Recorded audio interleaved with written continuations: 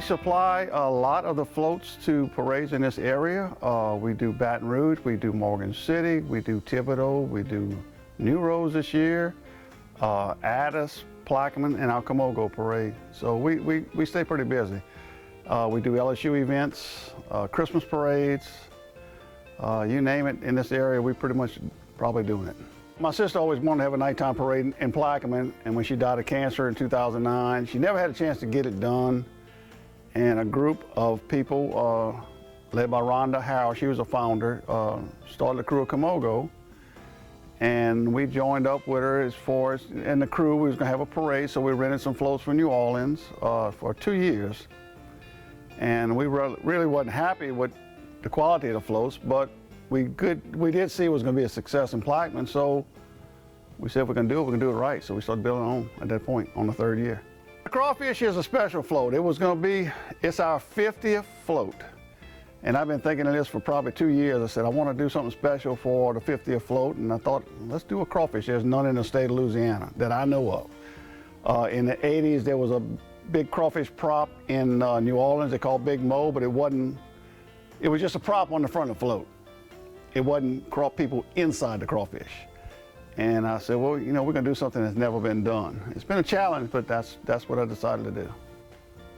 The base is the same, but from the base up, it's aluminum tubing, hand bent to the circle of the crawfish from front to back. After we got all that bent, screwed in place where we wanted it, we had it welded. And after we welded, I installed 102 sheets of 6-inch styrofoam and 9-inch strips. So it took a while. We can build a float in probably 10 days. This thing we started in December. And originally when I started in December, I was thinking of next year. I wasn't really thinking about this year. And I got to a certain point early January, I said, I think we can make this work.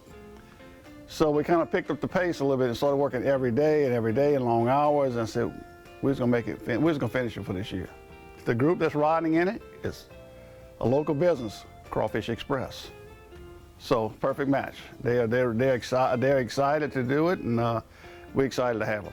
The claws actually go up and down, but we're not going to run them up and down this year. I want to get all that worked out when I don't have any mistakes or any problems, because I don't have the right relays and contactors yet. So that will be something that's going to happen in the future, though.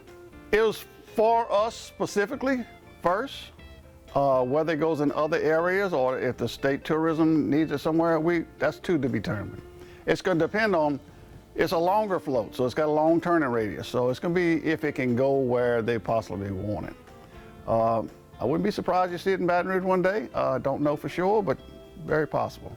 So there was a bunch of people online giving them, you know, what name it should be. You know, they got the Boudreaux, the Thibodaux, the Crawdaddy.